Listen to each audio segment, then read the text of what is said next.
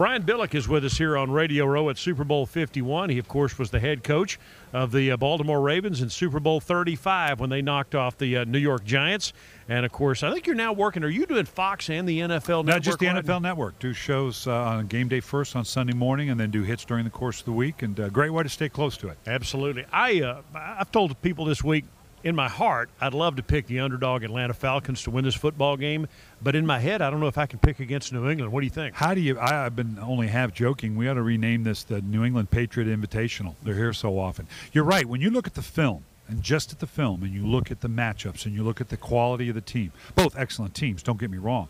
If you could block out of your mind or somehow just get transported from Mars and had no idea of the pedigree of Tom Brady and Bill Belichick and the New England Patriots, if you look just at the film, you would be hard-pressed to not come away and think Atlanta's a better team, the better chance of winning. However, it is Tom Brady. It is Bill Belichick. These are the New England Patriots. That's going to be the test. How do they keep coming back here every year? Well, success breeds success. It's always easier to make that second million, right? Mm-hmm. Once you've got that foundation, Bill Belichick with the pedigree he has, can you imagine starting out with the stability of organization, knowing you start with Tom Brady, the beginning of every year? That's square one.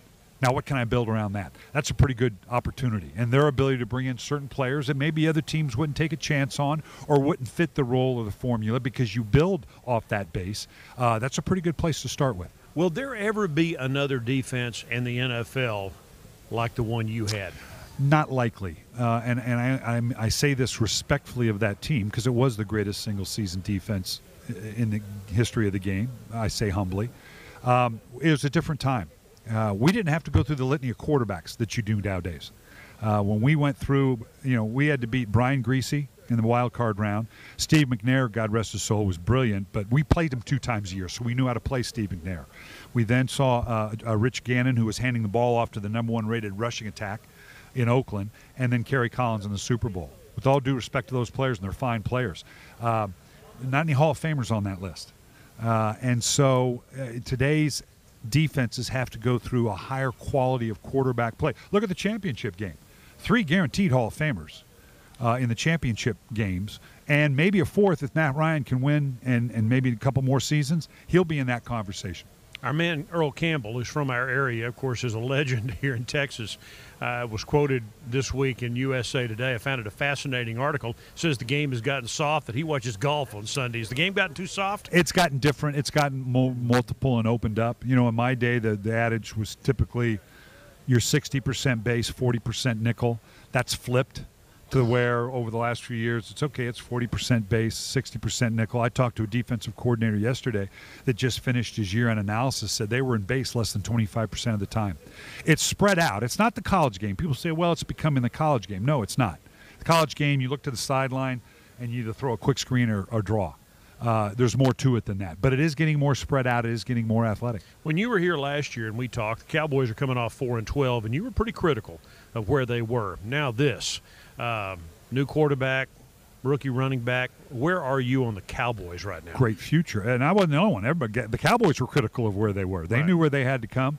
Obviously, the advent of Ezekiel Elliott and what they were able to transcend to at the quarterback position. Who'd have thought they'd have had this kind of success without Tony Romo? But the future with that offensive line, what they're doing now, defensively, they will get better, and you got to give them credit for what they did defensively. They weren't man for man much better than they were last year in terms of the personnel, but you got to give them great credit for what they were able to craft together. A championship caliber team, no question about it. And I think obviously this team's going to be good for a while. If you were still coaching, would you want Romo? Would you go get him if in a certain situation? There's no question he can still be productive and play. But I've always, if you're that team that think you're that one player away, you're probably not.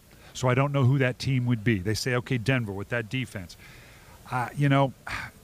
That formula has never worked. Now, maybe you are. Now, and again, Peyton Manning, different situation. Maybe he can replace what Peyton Manning did with, again, that defense being that good. They got to get to run the ball again. Do they want to take that shot? Or do you want to go ahead and develop a Paxton Lynch? Do you think he's that guy? They've got a Super Bowl ring in their back pocket that allows them to do a little bit more in terms of what that window is going to be. So as much as I love Tony Romo, and I don't want to see him leave the game, I'd be very cautious about thinking I'm that team that's that one player away. If you were starting up a team, is it as simple as you got to get the quarterback first, or if there was a great edge rusher or somebody like that out there, what would you do? Well, when it comes to the draft, and when you have that debate, it's not a matter of is this quarterback better than that edge rusher. If you take a quarterback in the first round, particularly the first 15 picks, it's simple. Is he a franchise quarterback or not? If he's not, you got no business taking him in the first round. If he is, it doesn't matter if that defensive end or that corner are rated higher on your board. You take the quarterback. But it comes down to, is he a franchise quarterback or not? And you got a 50-50 chance of being right or wrong. Every year it's the same way. And that's the challenge for you as a coaching staff. But having that, I mean, what did we just say? Who are the 4 teams in the championship game? 3 first-rounders at quarterback, and Tom Brady, who's the out. I'll be glad when Tom Brady retires, just so we get away with this outlaw. Oh, no, you can wait till the 6th round and get your quarterback. That's a once-in-a-generational pick.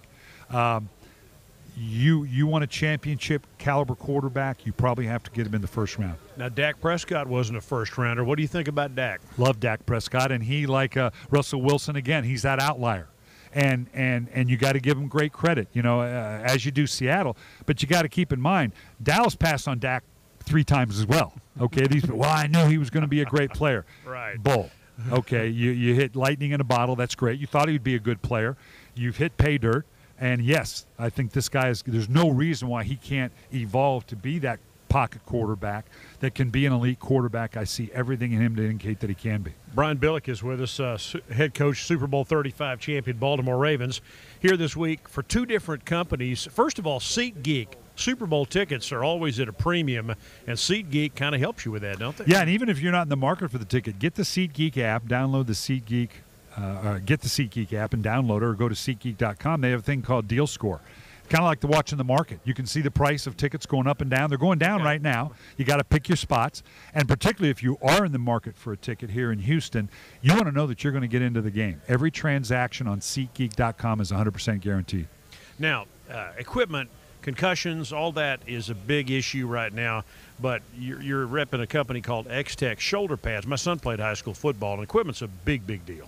Huge. I mean, we're taking the head out of the game, rightfully so, because the concussion protocol puts a premium on the pads, and this is why I got involved with the company. Extech pads is the next evolution of pads with the XRD technology. There's no pad on the market like it. It's patented.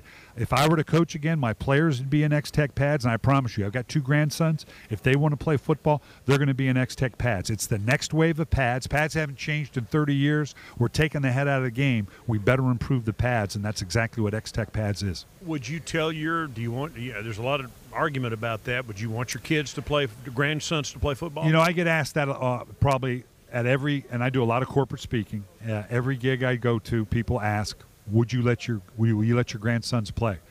And I always make the point, do I want them to play? No. And I don't want them to ski.